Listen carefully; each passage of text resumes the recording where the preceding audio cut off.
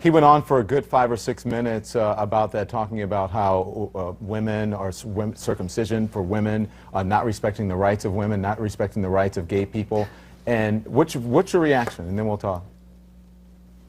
Well, I like Bill Maher. I've been on his show a bunch of times. He's a comedian, but you know, frankly, when it comes to the topic of religion, he's not very sophisticated in the way that he thinks. I mean, the argument about the female genital mutilation being an Islamic problem is a perfect example of that. It's not an Islamic problem, it's an African problem. Well, wait, because he says it's a, hold on a second, Reza, because he says it's a Muslim country problem. He says that in Somalia... Yeah, but that's... Yeah, and that's actually empirically, factually incorrect. It's a Central African problem. Eritrea has almost 90% female genital mutilation. It's a Christian country. Ethiopia has 75% female genital mutilation. It's a Christian country.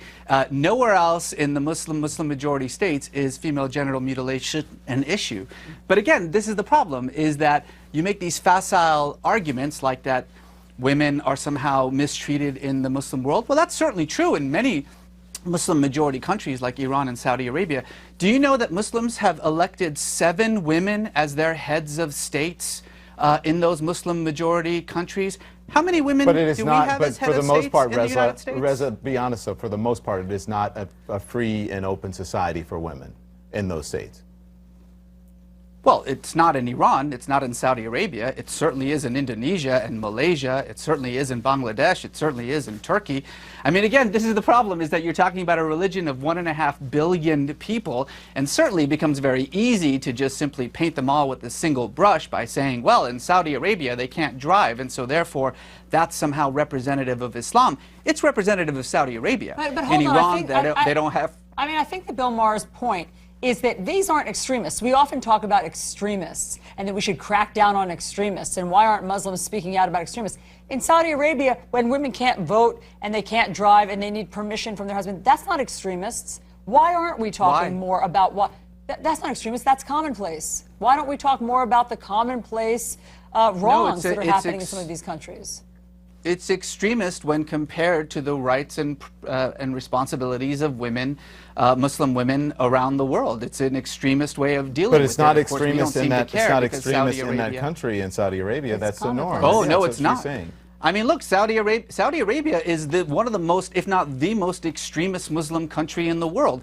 In the month that we've been talking about ISIS and their terrible actions in Iraq and Syria, Saudi Arabia, our closest ally, has beheaded 19 people. Nobody seems to care about that because Saudi Arabia sort of preserves our national interests. Okay. You know, this is the problem, is that these kinds of conversations that we're having aren't really being had in any kind of legitimate way. We're not talking about women in the Muslim world. We're using 2 or 3 examples to justify a generalization. That's actually the definition of bigotry. All right, fair enough. Does Islam promote violence? Islam doesn't promote violence or peace. Islam is just a religion, and like every religion in the world, it depends on what you bring to it. If you're a violent person, your Islam, your Judaism, your Christianity, your Hinduism is going to be violent. There are marauding Buddhist monks in Myanmar slaughtering women and children. Does Buddhism promote violence? Of course not. People are violent or peaceful, and that depends on their politics, their social world, the way that they see their communities, the way they see themselves. So, Reza, you don't think that there's anything more, there's the justice system in Muslim countries, you don't think is somehow more primitive or subjugates women more than in other countries? Did you hear what you just said? You said in Muslim countries. I just told you that Indonesia, women are absolutely 100% equal to men. In Turkey, they have had more female representatives, more female heads of state in Turkey than we have in the United States. But in Pakistan, stop saying things like Muslim countries. Women are still being stoned. And that's a problem for Pakistan. So in other words, I just want to be clear on what your point is, because I thought you and Bill Maher were saying the same thing. Your point is that Muslim countries are not to blame. There is nothing particular, there's no common thread in Muslim countries. You can't paint with a broad brush that somehow their justice system or Sharia law or what they're doing in terms of stoning and female mutilation is different than in other countries like Western countries. stoning and mutilation and those barbaric practices should be condemned and criticized by everyone. The actions of individuals and societies and countries like Iran, like Pakistan, like Saudi Arabia must be condemned because they don't belong in the 21st century.